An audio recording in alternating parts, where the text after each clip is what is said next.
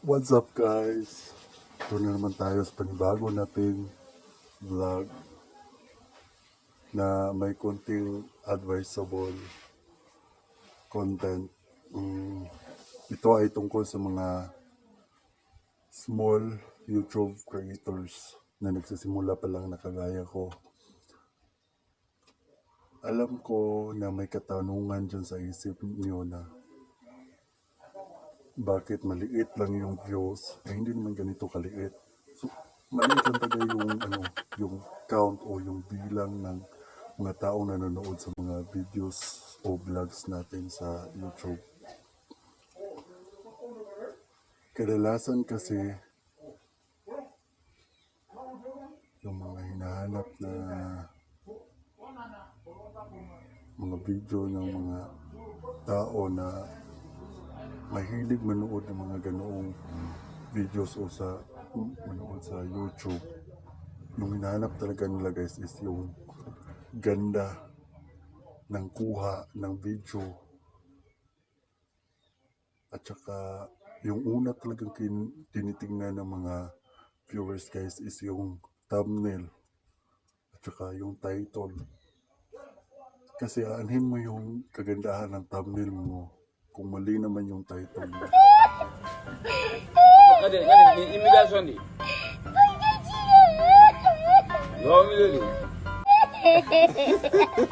Di ba?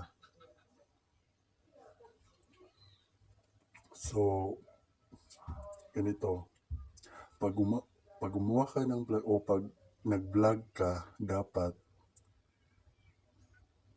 yung ano ba tawag doon, yung thumbnail mo, yung thumbnail na ganito yung size sa YouTube, yun talaga ang unang tinitingnan ng mga viewers guys. Mas kaya ako, yun talaga yung tinitingnan ko unang-una sa lahat. At yung title din tinitingnan ko, kasi doon naman talaga nakabase yung content ng isang video sa title. So dapat konektado yung tatlo. Una, yung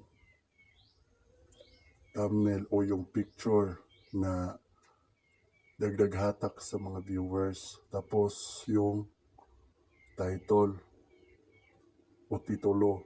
Tapos yung sa kaloob-looban ng videos na dapat hindi sila malayo sa isa't isa.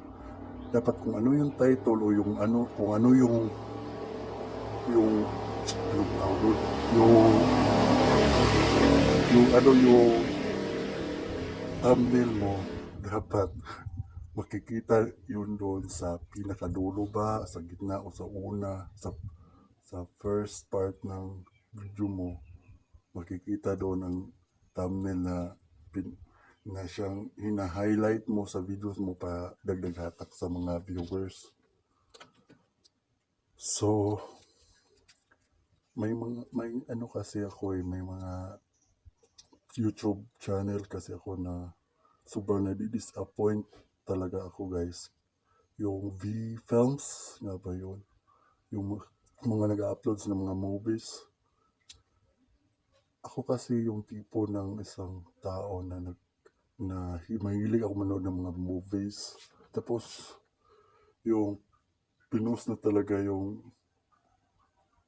nagsusearch ako ng mga titles na tungkol sa mga zombie movies.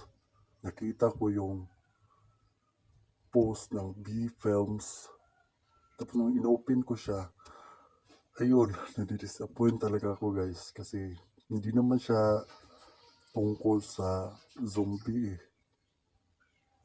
Pero maganda yung movie, pero iba yung title at saka yung ano yung thumbnail, kasi yung sa thumbnail zombie talaga yung picture doon. Tapos nung pinanood ko na siya, as in dinownload ko talaga offline sa YouTube yung movies, tapos nung pinanood ko na siya, iba yung kwento eh, iba yung movie. So ayun, nadi-disappoint lang ako doon. maganda sana yung kwento kasi, I mean yung title kasi tungkol sa zombie, kaya lang nakaka-disappoint kasi hindi naman talaga siya tungkol sa zombie. So, yung mga ganun guys, yung talagang hinahanap ng mga viewers, yung mga zombie-zombie, may mga viewers talaga kasi na mahilig sa mga ganun, ng mga zombie-zombie movie, mga ganun. Eh, yung pag ikaw, isa kang YouTube creators o YouTube vloggers o nagko-content ka ng mga ganoon, ng mga movie, so, pag ano yung sikat, like for example, yung zombie, sikat siya. So, pwede mo siya gamitin as a thumbnail or as a title. Thumbnail and also a title. So, zombie yung picture sa thumbnail mo. Zombie din yung titulo o title sa movie mo. Kaya lang, pag ganun nga, kung zombie yung thumbnail mo, tapos zombie yung title, tapos yung kwento ng story mo, wala doon ang zombie sa title at sa thumbnail na ginawa mo sa sa thumbnail at sa title. Pag wala doon ang zombie, nako, isa iyan sa magdahilan kung bakit bababa yung ratings ng viewers mo kasi wala nakaka-disappoint. Pag magpo-post ka sa YouTube, dapat kung ano yung title mo, kung ano yung thumbnail mo, dapat doon, ganun din ang gawin mo sa video mo. Hindi yung makapanglinlang ka ng tao. Dahil lang tataas yung views mo. Kaya maloko ka din ng tao para titingnan yung mga video mo. Huwag ganun. Kasi isa iyan sa basihan na mababash ka as a YouTube creators. Sinasabi ko na sa inyo, ito, para naman mapaghandaan nyo kung ano yung dapat yung gawin sa YouTube channel nyo. Kasi mababash kasi kayo Ako nga isa rin ako sa YouTube creators. Isa akong YouTube content creators. Pero pag ano yung tungkol saan yung videos ko, ganun din yung gagawin ko sa title ko at saka sa thumbnail ko. Hindi ako gawa ng kahit ano-ano para lang dagdag sa mga viewers. Like for example, doon sa, di ba, sikat na naman yung BL content, yung mga ganun. So, may mga movies, may teleserye kasi na senior high, yung sina Andrea Brillantes, yung bida doon. Tapos, may two couples na BL doon, sina si Poch at saka si Tem, which is that ID name or ang totoong pangalan nila is Saijan Haranilia o Haranilio. Tapos yung isa, si Miggy, hindi ko alam kung ano yung apelido ng isa.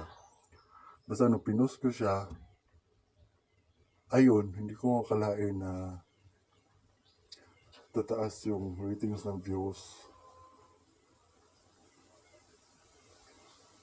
So, yun lang po sa ngayon. So, sana supportahan nyo yung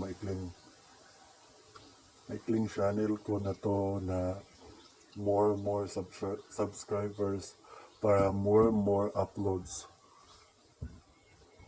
Bye bye.